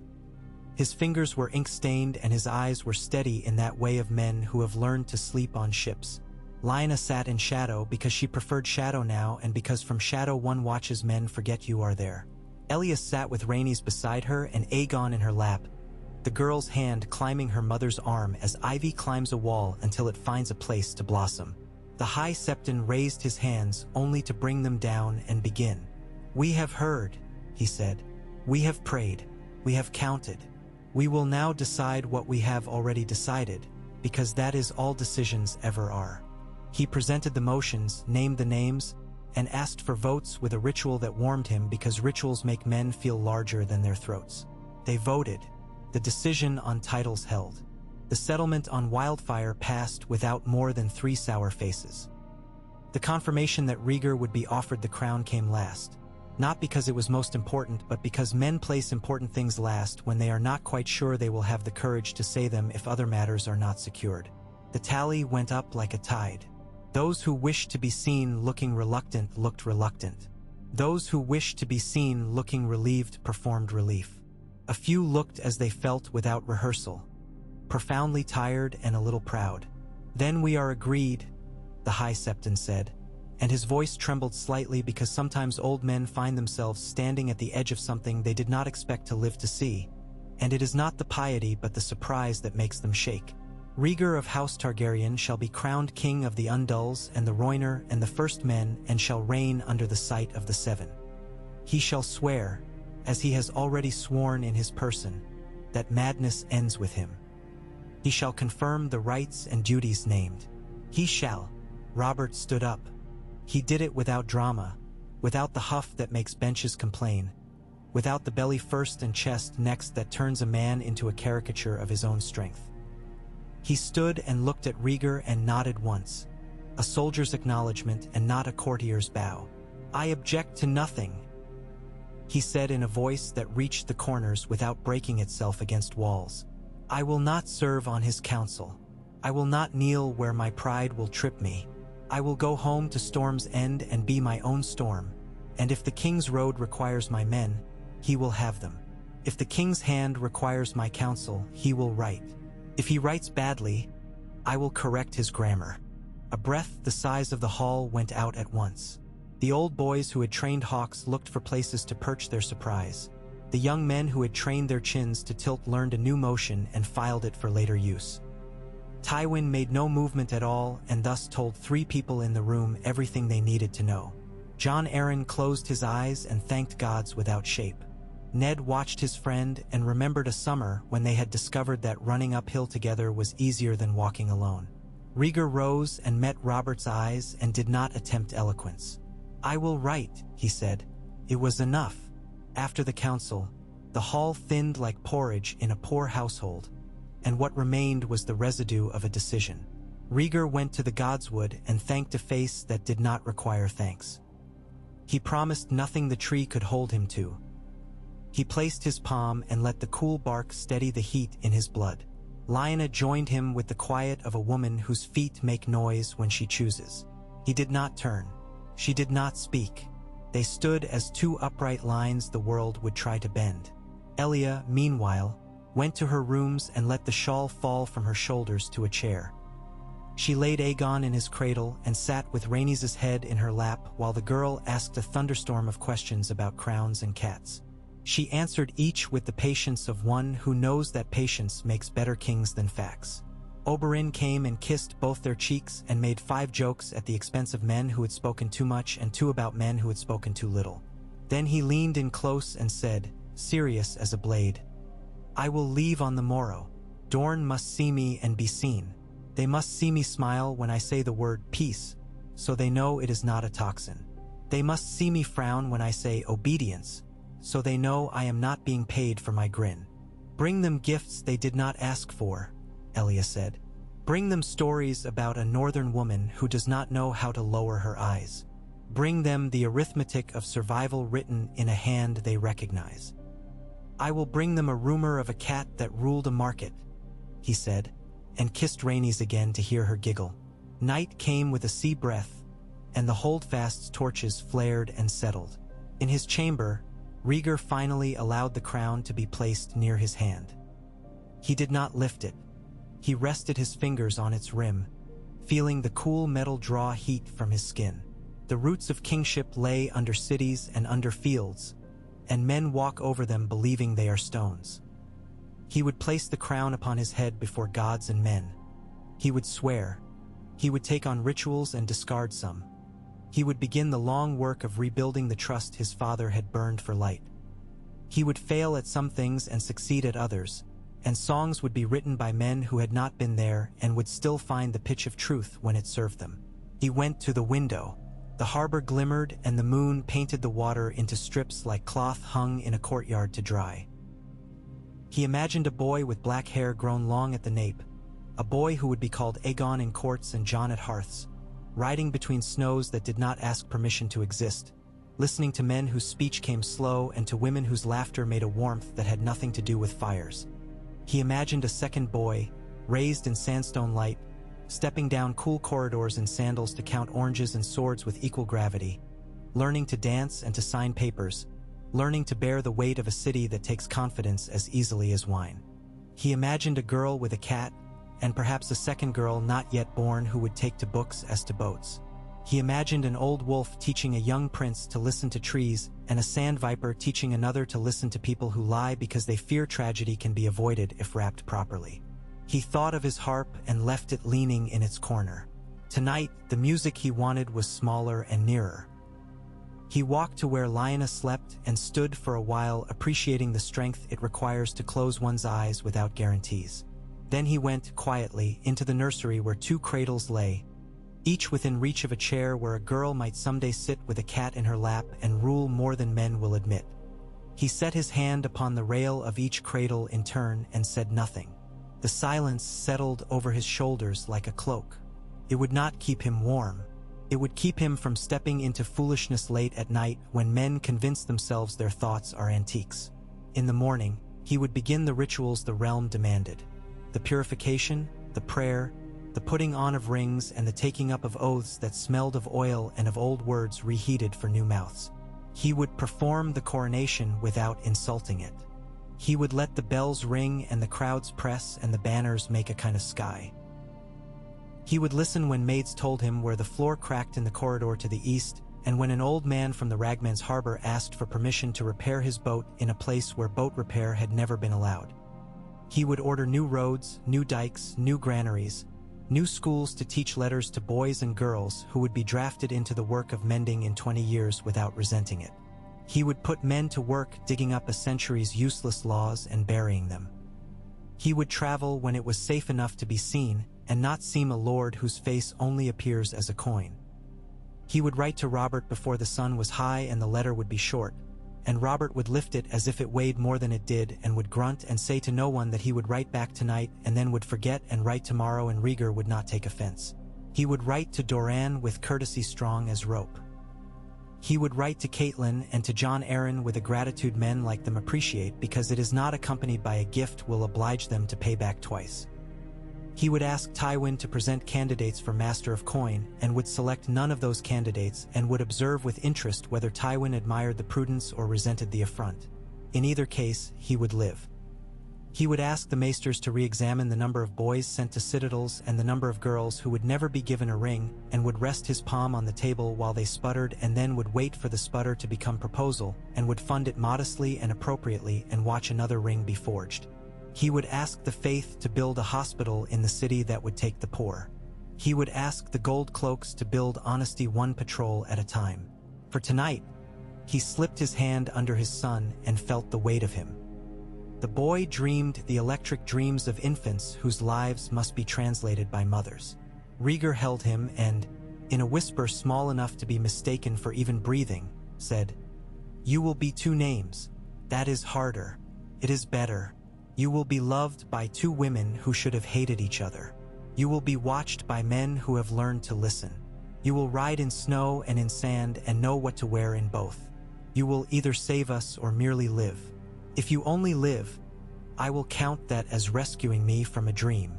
The boy snorted and went on sleeping with the supreme indifference of the very young to the drama of the very old. And in the tower in the west wing where she had found a window that gave her the exact slice of city she preferred, river, bit of market, no sept, Lyanna woke with a start and looked at the shutter and listened for a cry that did not come. She lay back down and imagined Winterfell evenly, neither gilding it nor graying it. She imagined running on stone with boots that knew the weight of snow, imagined a hall where meat smoked and the laughter was not performance, imagined a godswood with a face she had learned when frightened and then visited when she was not. She imagined riding home with a child at her breast and another at her side and a man beside her who would be king where kings can be and a companion where companions are needed. She imagined Ned's face when he saw that snow could belong to boys with hair like walnuts and eyes that had learned to look out over distances without fear.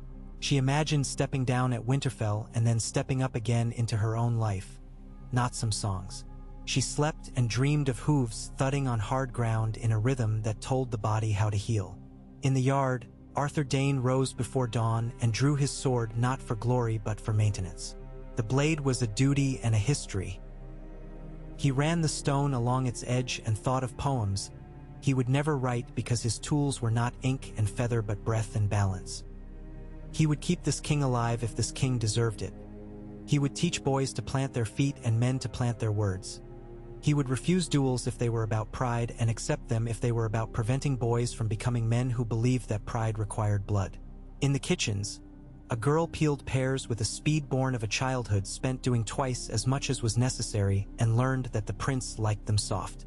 She smirked when told and said, "Soft pears are for babies." And then softened them more because kings are men and men are babies who require spoons. In a quiet room outside the hall, a scribe set aside a page he had written badly and took up a new page and practiced the name he would write most often in the coming years and decided, after a quarter hour of careful flourishes, to use the simplest hand he had and save ink for sentences that meant it. In a house near the mud gate, a fisherman's wife tucked coin under a loose board and said aloud, "For the day when he does not keep his promise about onions." And her husband laughed and said, "Give him a month." And she replied, "I will give him 2 weeks and a lecture." Morning bled into morning and the city altered by increments not easily sung. The wildfires were found and drowned.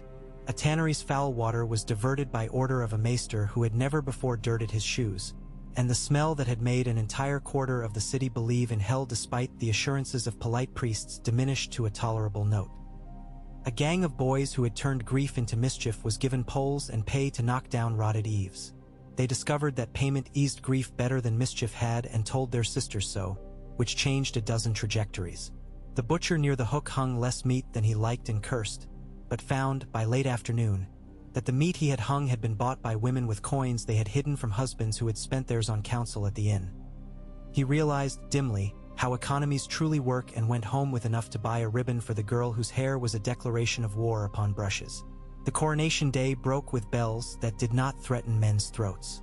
The sept shone with candlelight not for vanity but because light allows old men to see where to place their feet. Rhaegar stepped forward in garments that would look sober in tapestries and splendid in memory. He knelt and did not flinch at the honest weight of hands upon his head. He swore without ornament. He named things that would be different with a bravery that consisted not in using new words but in meaning old ones. He did not weep. Men had wept enough. Elia watched and let her face be a stone upon which paint sits well. Lyanna stood where the old gods could find her even in that southern place and let them see the boy that would one day stand before their own face. Robert stood in the shadow of a pillar and did not shift his weight, because that would have implied difficulty and he would not give that much to spectacle. Ned allowed himself once the luxury of pride when the words about the true north were spoken. Then he put the luxury away, folded neatly for hard days. Tywin watched like a father at an expensive wedding whose daughter had made a good match and whose purse had been lightened in precisely the amount he had decided beforehand he could tolerate. Varys smiled and meant none of it and meant all of it and planned a small kindness for a washerwoman who had lost a son and did not know her grief was known. And when the crown came down at last upon Rhaegar's head and the hall exhaled as one, when chants of "Long may he reign" wore grooves in the stone that no man could see but that children would sense with their bare feet when they ran where they were not supposed to run, when the first of many documents was presented for a signature and the new king scratched his name with a concentration that made courtiers admire him for a moment without calculation, somewhere in the chamber's marbled hush a baby made a curious sound as if tasting air for the first time. It was John, not yet Aegon to anyone who mattered truly, and his sound was not a cry. It was a small, decisive wordless note, as if he had discovered that air could be shaped and had decided to remember the trick for later. Elia heard it and smiled. Lyanna heard it and placed her hand on the cradle's rim and looked up toward the root screen where carved saints made of wood and belief looked down as if prepared, at last, to learn a new prayer. Rhaegar heard it and allowed himself a fraction of a heartbeat to believe in the kind of future that is not built on sacrifice but on stubbornness and ordinary plans. After, the feasting began and would go on as feasts go on, fattening reputations and loosening tongues. Dancers would dance with the delicate ferocity of people who know their art is a defense against war. Poets would say the wrong line and be forgiven if they were pretty. Oberyn would make a toast that mingled vinegar and honey and made men crave both. Robert would leave before the wine could make him foolish and would stand on a wall and breathe air that had not been flavored for him.